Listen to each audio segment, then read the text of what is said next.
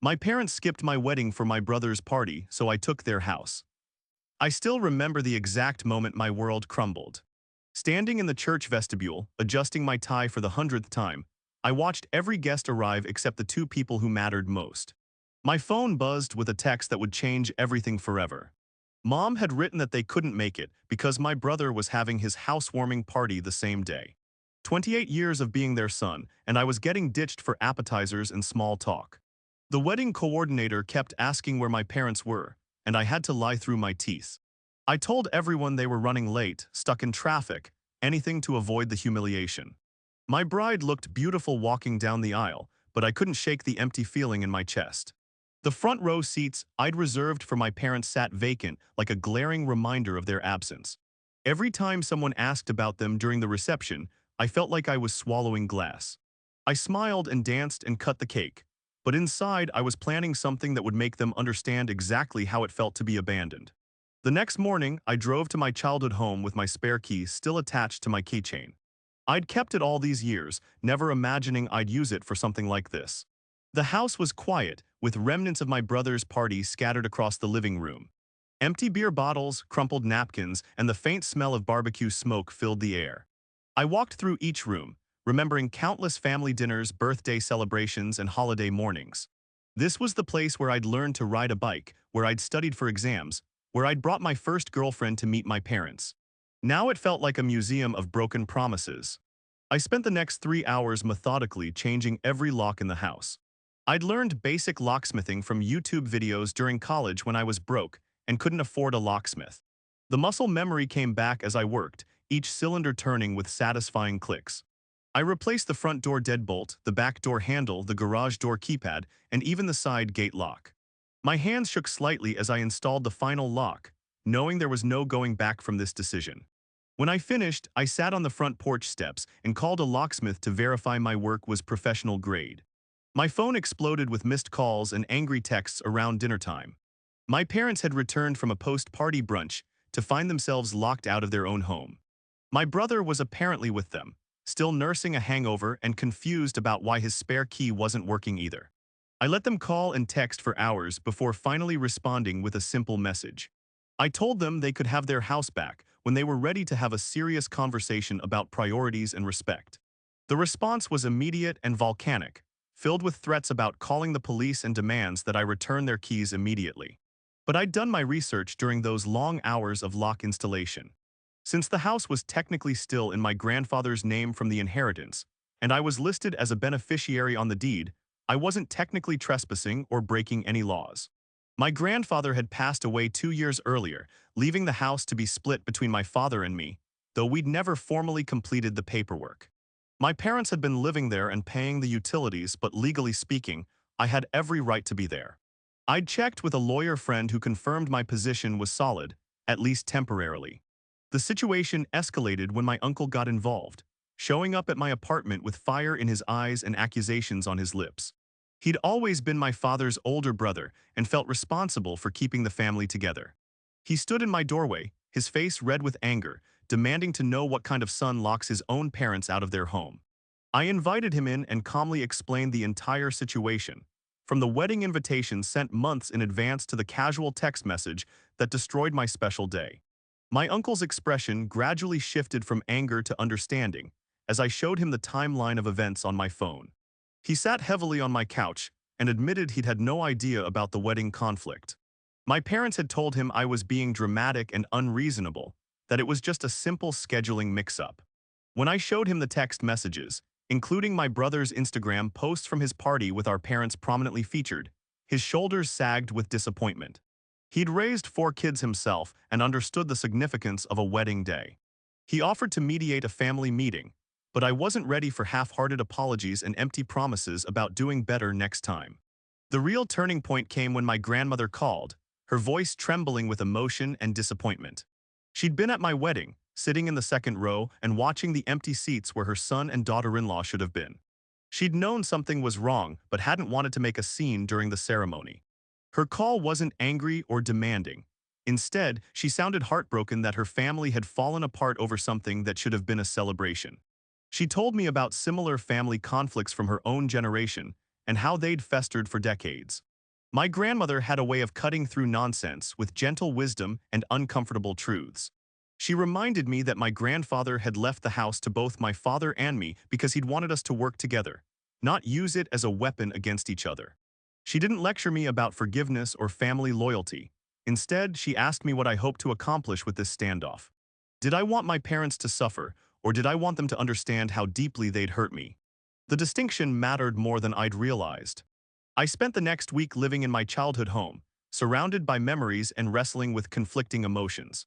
Every morning I'd wake up in my old bedroom, looking at posters and trophies from high school, feeling like I was caught between being a hurt child and a grown man seeking justice. I'd cook breakfast in the kitchen where my mother had taught me to make pancakes, then spend the day working from the dining room table where I'd done homework for 12 years. The house felt both familiar and foreign, like wearing clothes that no longer fit properly. My brother finally reached out directly, bypassing our parents' drama to have a real conversation for the first time in months. He came to the house alone, looking genuinely remorseful and carrying a six-pack of my favorite beer. He sat across from me at the kitchen table and admitted he'd been selfish about the party timing. He'd known about my wedding date, but had assumed our parents would figure out a way to attend both events.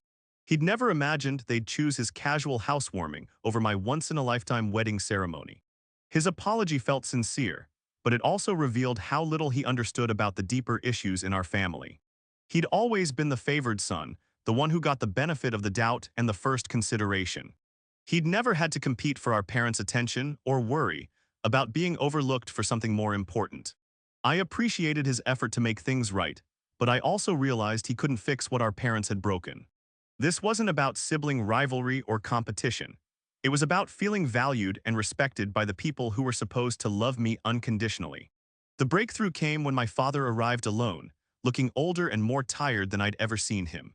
He'd been calling and texting for over a week, but his messages had been focused on practical concerns about accessing the house rather than addressing the emotional damage. Now he sat in the living room where we'd watched countless football games together, his hands folded in his lap like a chastened child. He started to explain about double booking and scheduling conflicts, but I stopped him before he could finish the familiar excuses. I told him I needed him to understand that this wasn't about logistics or calendar management. This was about making a choice between his two sons and choosing the one who wasn't getting married. I explained how it felt to lie to my wedding guests about their absence, how my new wife had cried in the bathroom during the reception, how I'd spent my honeymoon explaining to relatives why my parents hadn't been there.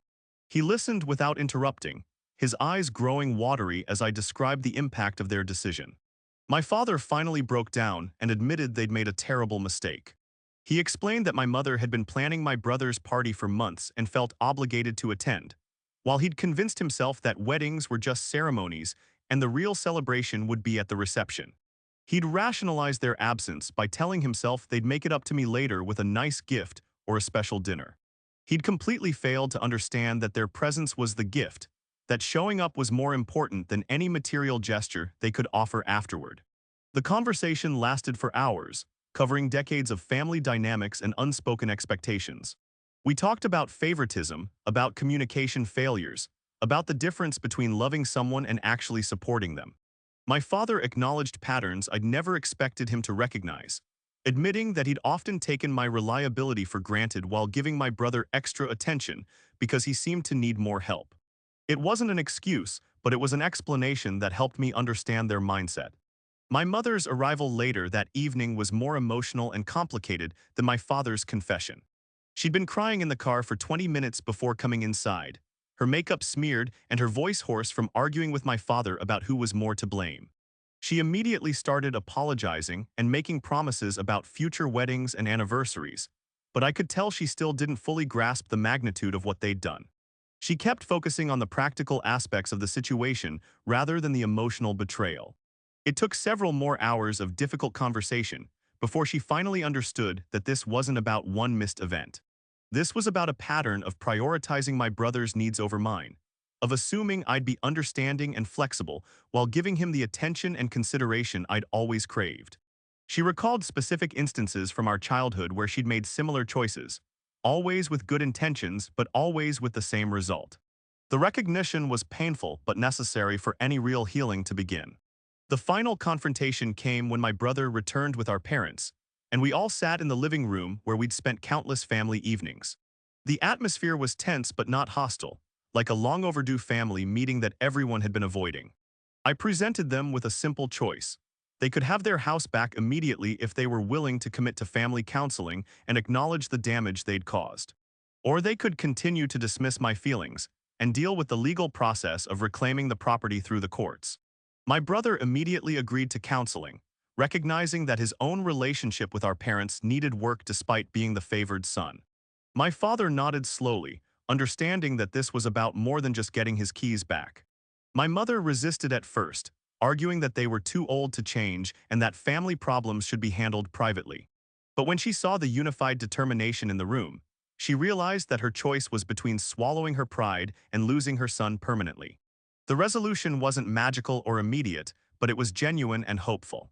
I handed over the new keys along with a schedule for family counseling sessions I'd already researched and contacted. We agreed to meet weekly for at least 3 months, with the understanding that rebuilding trust would take time and consistent effort. I moved back to my apartment that same evening, leaving the house exactly as I'd found it except for the new locks that would remind them of this turning point. 6 months later, our family dynamic had improved dramatically, though it required constant attention and honest communication. My parents made a point of prioritizing important events and checking with everyone before making commitments. My brother and I developed a closer relationship based on mutual respect rather than sibling rivalry. The house eventually became a symbol of healing rather than conflict, a place where we could gather without the weight of unresolved resentment. My wife and I renewed our vows on our first anniversary, with my parents sitting proudly in the front row and my brother serving as best man. The ceremony was small and intimate, focused on the people who truly mattered rather than elaborate decorations or expensive catering. My parents' presence felt earned rather than expected, a testament to the hard work we'd all put into rebuilding our relationships. The house keys I'd changed became a reminder that sometimes you have to lock people out before you can let them back in properly.